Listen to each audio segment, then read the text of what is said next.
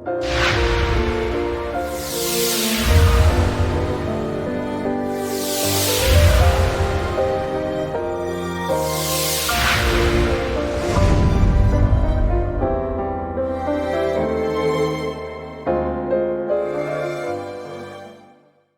ирээдүй ба зөвнөл гэсэн сэдвээр Бурхны үгсээс судлахад энэ цаг мөчийг зориулъя. Бурханд итгэдэг хүмүүсийн ирээдүй ямар уу? Нэг юм хийлээ гэхэд бүтлгүйдэх үү? Бидний ирээдүйн талаар Бурхан Библиэд өдий төдий үг өгсөн. Цаашид үхэл байхгүй ертөнц бэлтгэсэн. Тэр ертөнц нь баяр баясгалан, аз жаргал, дуу хоор тасрахгүй байх болно. Библиэд хэлж Паулийн илчлэлтийг харахад үнэхээр үгээр илэрхийлэх аргагүй. Гоёмсог үзэсгэлэнтэй ер бусын юмсаар дүүрэн баяр хөөрийн ертөнцийг Тэнгэрийн хүүхдүүд бидний төлөө Бурхан бэлтгэж зэгсэн гэсэн.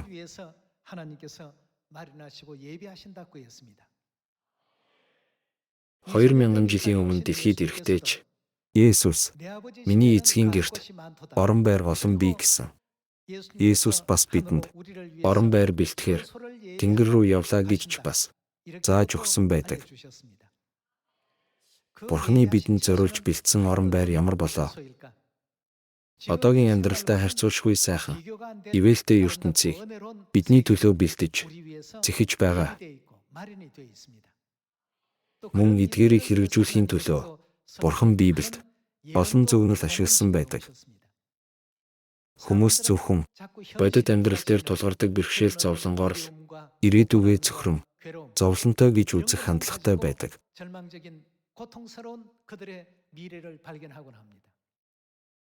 Иймээс ирээдүй алах, урдах зам харанхуй гэх мэт үг их хэлдэг. Бурхан гэрэл гэгээдээ ирээдүй бэлтчихэд байхад бид ийм үг хэллэг хэрэглэх ёсгүй биз дээ. Өнөөдөр энэ тухайд авч үзэн Исая 14-р бүлэгт гардаг Бурханы үгийг судалцгаая. Исая 14-р бүлгийн 24-р ишлэлийг харъя.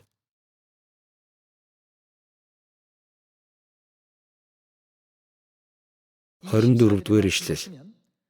Түг түмдийн эзэн тангараглан Бурхан үгээ айлтгахдаа уг нь тангараглах гэдэг илэрхийлэл нэг их хэрэглээд байдаггүй.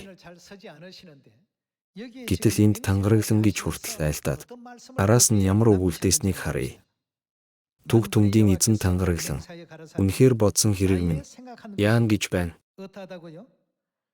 Биелж заавал биелэн гэдгийг тангараглаж байна гэсэн байна. Тэгэхээр Библийн 66 ном хэний үг вэ? Бурханы үг, Бурханы бодол. Тийм биз? Мөн энэ нь Бурханы биелүүлэхийг хүсэж буй төлөвлөгөө. Библийн агуулга нь Бурханы бодол, Бурханы төлөвлөгөөг агуулдаг. 24-р ишлэлийг дахиад уншийе. Түг түмдийн эзэн тангараглан үнэхээр бодсон хэрэг минь биелж төлөвлөсөн минь яах вэ? Бүтэн. Бурхан бидэнд мөнхийн Тэнгэрийн хаанчлал өгч, гэрэлт ирээдүй өгч, өдөр бүр бэлхэх баяр баясгалан бэлгэлнэ гэж амласан бол тэр бүхэн заавал биелнэ. Бурханы амлалтууд нь ямар нэг уран сэтгэмж, хоосон амлалтаас огт өөр зүйл. Хүн ямар нэг юм тангарагласан байсан ч тэр үгэнд нь итгэх ёстой.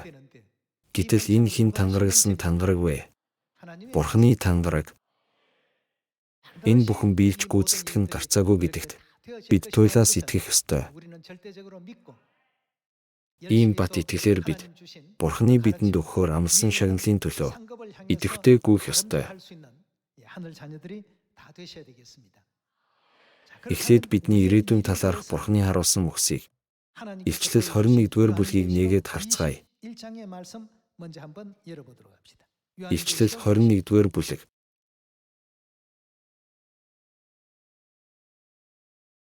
Илчлэл 21-р бүлгийн 4-р ишлэлийг харъя.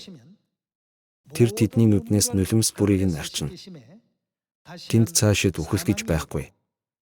Гашуудах, уйлах, өвдөх гэж үгүй болно. Учир нь анхны юмс өнгөрөн оджээ. Энэ ертөнцийг Бурхан бидэнд бэлтэн гэж амласан. Бидний ирээдүйн ертөнцийн загвар гэж болно. Цаашид юу байхгүй гэж юу? Үхэл байхгүй. Дараа нь юу байхгүй вэ?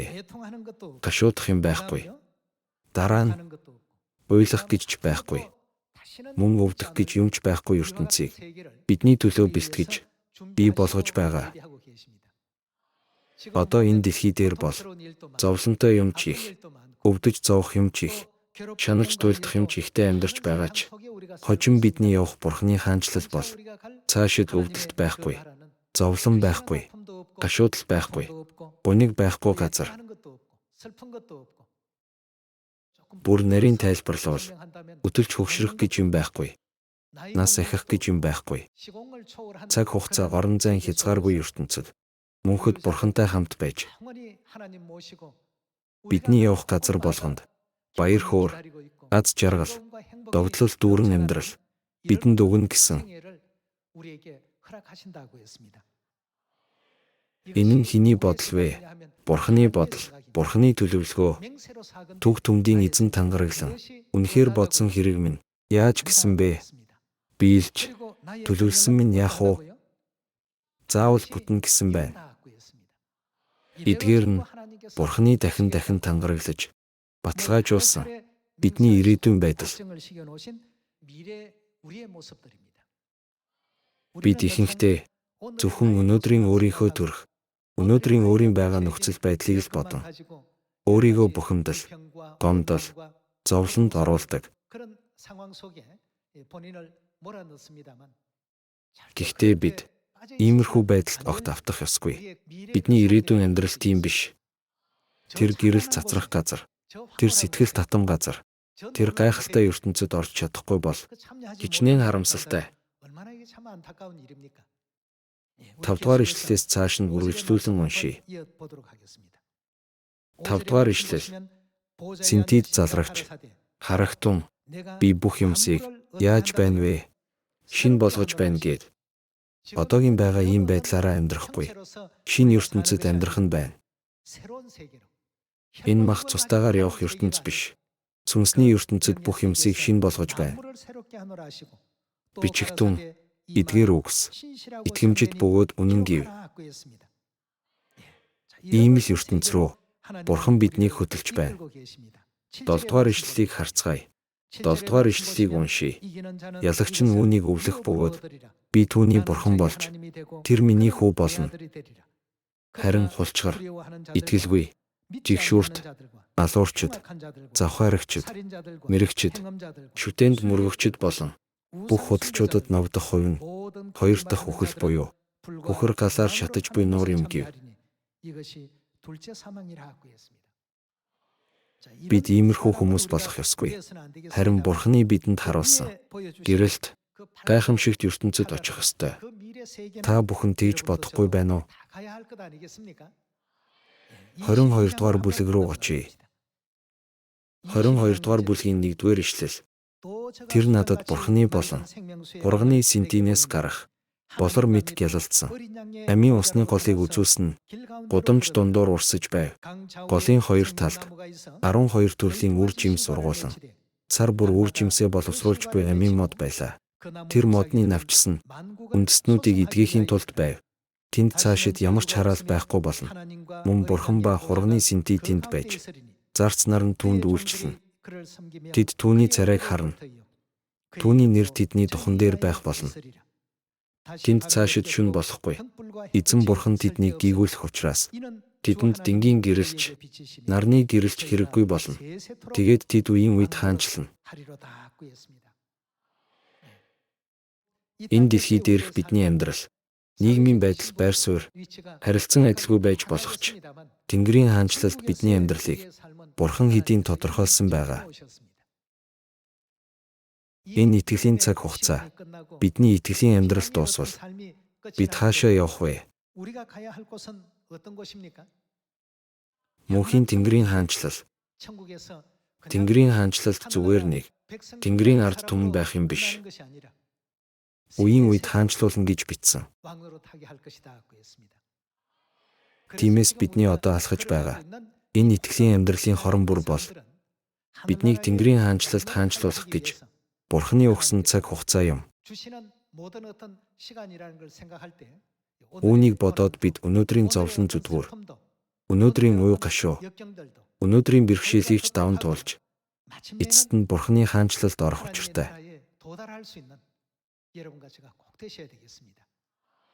Тийм ч учраас Библийн 66 ном бидэнд үүнийг хийх ёсгүй, тэрийг хийх ёсгүй, ийм хүн болсон тохиолдолд Бурхны мөнхийн хаанчлалыг өвлөн авч чадна гэсэн олон сургаал өгдөг. Иймэрхүү агуулгууд Библиэд их бий. Иймээс л өнөөдөр бид Бурхны тушаал ёсоор амралтын өдөр сахиж байна. Эмэгтэй гэр бүлүүд толгойн алчуур зүүж байна. Бид баярч сахидаг. Шин гэрээний бүх зарилгийг мөрдөж, сайн мэдээж идэвхтэй тунхагладаг. Одоо бидний хийж байгаа энэ бүх зүйл ирээдүйнхээ төлөө ерөөл хурааж байгаа биз дээ. Илчлэл 21-р бүлгийн 21-р ишлэл. 21-р бүлгийн 21-р ишлэлийг уншийе. 12 хаалга нь 12 сувд ажээ. Хаалганыг бүр нэг цул сувд байсан бөгөөд хотын гудамж нь шил мэд тунгалаг. Юу гэж байна? Шижир алт байв. Дэлхийн хүмүүс алтанд дуртай. Тийм үү? Харин Тэнгэрийн хаанчлалд очвол энэ нь хэрэгцээгүй зүйл. 22 дугаар ишлэл. Би хотод ямар ч сүм харсангүй. Учир нь төгс хүчит эзэн Бурхан ба хураг бол тентхийн сүм юм. 23 дугаар ишлэл. Хотод гэрэлтүүлэх нар сар хэрэггүй ажээ. Учир нь Бурханы цог жавхлан түүнийг гэрэлтүүлэх бөгөөд дэнлүү нь хураг байлаа. Үндэстнүүд тэр гэрлээр алхацгааж газрын хаад тийшээ алдраа авчирна. Хотын хаалганууд өдөр хизээж харагдахгүй. Учир нь тэнд шөнө гэж үгүй. Тэд үндэстнүүдийн алдар, хүндлэлийг тийш авчирна. Аливаа бузар ба жигшүүрт зүйл үлддэгсэг. Худал хуурмаг нь хизээж тийшээ орохгүй. Харин зөвхөн хурганы амийн номд нэрс нь бичигдэгсэд л орох ажгүй. Зөвхөн амийн номонд нэр нь бичигдсэн хүмүүс л энэ яруу алдарт гайхамшигт ертөнцид орч чадна гэдгийг Библи бидэнд зааж байна. Энэ нь хэний бодол гэлээ? Бурханы бодол. Энэ нь бас Бурханы төлөвлөгөө. Биднийг энэ ертөнц рүү хөдөлж, Тэнгэрийн хаанчлалд, үрд мөнхөд хаанчлуулахын тулд Бурхан бидний хүнд нэг бүрд тус тусын амьдрал өгдөг. Хүн бүрд зөвхөн өөрөө л мэддэг сул тал бий. Бурхан бүхнийг мэддэг учраас бурууг нь засаж, илүү хүчрхэгжүүлэхийн тулд бэрхшээл өгч, дутууг маань дүүргэх гэж өнөөдрийн амьдралыг бидэнд өгсөн байх нь гэдгийг заавал санаж яваарай. Мөнхийн Тэнгэрийн хаанчлал байгаа гэсэн итгэлээр өнөөдрийн амьдралаа даван туулж ялаарай гэх байна.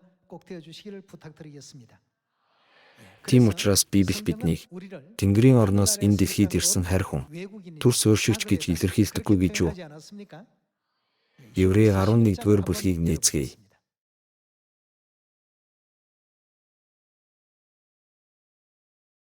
Еврей 11-р бүлгийн 13 дугаар ишлэл. Тэд бүгд амлалтуудыг авалгүйгээр харин холоос тэдгэрийг харж батлан хийлж өөрсдийгөө дэлхийд гадныхан ба төрс өөршигчд гэдгийг хүлээн зөвшөөрч итгэл дотроо нас барсан билээ.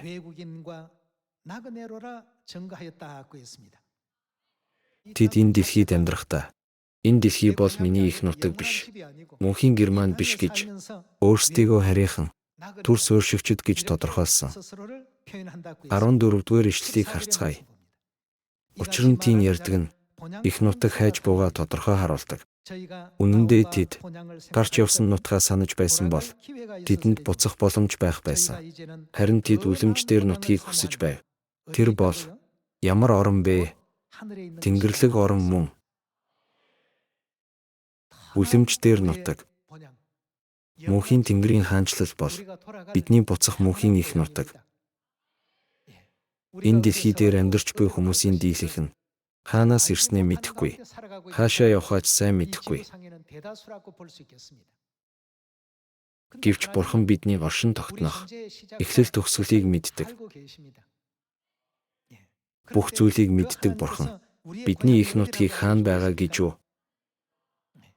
Бидний их нутаг Тэнгэрийн орон юм бол бид яагаад энэ дэлхийд харийнхан төрс өөршигч болж ирсэн юм бол? Уг нь бид Тэнгэрийн хаанчлалд байсан. Харин нүглээсээ болж энэ дэлхийд түр ирээд байгаа. Бурханы хүслийн дагуу энэ дэлхий дээр ивэлтэй инэрэнгүй амьдарсны дараа биднийг мөнхийн Тэнгэрийн хаанчлалд дахин аваачаар Бурхан бүхнийг урьдчилан бэлтгэсэн. Тиймээс хинчинч энэ сүр жавхлант ертөнцийг алдахгүй байхыг хүсье. Луг номонд ч баян хүн ба Лазарын сургаалт зөвлөлд Тэнгэрийн хаанчлал ба тамийн талаар дуртаагүй гэж юу? Баян хүн энэ дэлхийд амьдрахдаа Бурханыг ч сайн мэддэггүй, Бурханд итгэдэг ч үгүй байж. Ийм л шалтгаанаар тэр үрдийн тамд үрд мөнхөд тарчилсан. Библиэд гардаг элдвэр зургийг хараад Тэнгэрийн гэр бүлүүдийн хэн ч ийм газар битгий яваасаа гэж би залбирдаг юм. Бидний ирээдүйн талаар Бурхан Библиэд ийм үг өгсөн. Ирээдүйд бидний гэрэл гэгээтэй яруу алдарт газар руу явуулах гэсэндээ Бурхан дэлхийд бидний хийх ёстой хэд хэдэн зүйлийг бэлтгэсэн байдаг. Бид энэ явц, энэ замаар явах ёстой. Энэ замаар явахгүй л бол тэр гайхамшигт ертөнцид бид орж чадахгүй. Тийм учраас Бурхан өөрөө хураг болж энэ дэлхийд ирээд биднийг араасаа дагуулсан. Тиймээс Илчлэл 14-р бүлэгт хургийг хаашаа ч явсан. Яа гэлээ? Даг гэсэн. Мика 4-р бүлгийн 1-р ишлэлээс уншвал эцсийн өдрүүдэд тэрээр замаа бидэнд заахад нь бид яах ёстой гэж байдаг вэ? Заасныхын дагуу дагаж хэрэгжүүл гэсэн. Хаана хүрэхийн тулд уу? Мөнхийн Тэнгэрийн хаанчлалыг, тэр ертөнцийг бид хардаг байх ёстой. Дэлхий дээр хэн нэг нь олон үр жимс гаргалаа гэдэг нь сайн хэрэг. Хэн нэг нь 10 жил итгэлийн амьдралаар амьдралаа. 20 жил итгэл дотор амьдралаа гэх нь бүгд л сайн хэрэг. Гэсэн ч 10 жил 20 жил үнэн дотор байсан нь чухал биш. Өнөөдөр амьдрал маань эцгийн хүслийн дагуу байна уу гэдэг нь л бидэнд чухал асуудал юм шүү дээ. Бурханы бодол гарцаагүй биелж, төлөвлөгөө нь зайлшгүй бүтэн гэж Бурхан найладсан. Бурхан бидэнд энэ гайхамшигт ертөнцийг бэлтгэж, Тэнгэрийн хаанчлалд хүрэх замыг зааж өгсөн. Еврей 9-р бүлэг 15-р ишлэлээс хамтдаа харцгаая. Еврей 9-р бүлгийн 15-р ишлэлийг уншийе. Тийм учраас тэрээр, энд тэрээр гэж хэнийг хэлж байна? Есүс, шинэ гэрээний зууч мөн энэ нь анхны гэрээнд ор үйлдсэн зөрчлийг золихын төлөө өгөж, дуудагдсан хүмүүст нэг ёсондоо Тэнгэрийн хүүхдүүд дуудагдсан хүмүүс нь адилхан үг. Дуудагдсан хүмүүст мөнх өвийн юу хүлээн авахын тулд вэ? Амлалтыг хүлээн авахын тулд болоо. Бурханы хаанчлалын мөнх өвийн амлалт гэдэг нь энгийнээр хэлбэл Тэнгэрийн хаанчлалыг хүүхдүүддээ өгнө гэсэн амлалт биш үү? Энэ амлалтаа биелүүлэхийн тулд Бурхан ямар гэрээний зууч болсон бэ? Шинэ гэрээгээр уг ажлаа гүйцэтгүүлэхийн тулд гүүрний үүрэг гүйцэтгэж, зуучлагчийн үүргийг Бурхан дэлхийд ирээд гүйцэтгэж байгаа. Тиймээс шинэ гэрээний үнэнд байдаггүй хүмүүс мөнхийн Тэнгэрийн хаанчлалд орж чадах уу?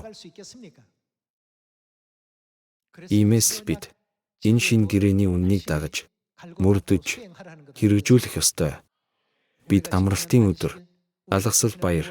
Шинэ гэрээний баяруудыг тэмдэглэж, мөн шинэ гэрээний баптизмын ёслолыг ч дагдаг. Бурхны бүх сургаалыг дуулууртай даган амьдрах нь бид өөрсдийнхөө ирээдүйн төлөө л биздээ. Энэ бүхэнд бид хайхрамжгүй хандах ёсгүй. Тэгвэл шинэ гэрээн дотор Бурхан юу бэлтгэж амласныг Иеремия 31-р бүлгийн 31-р ишлэлээс харъя.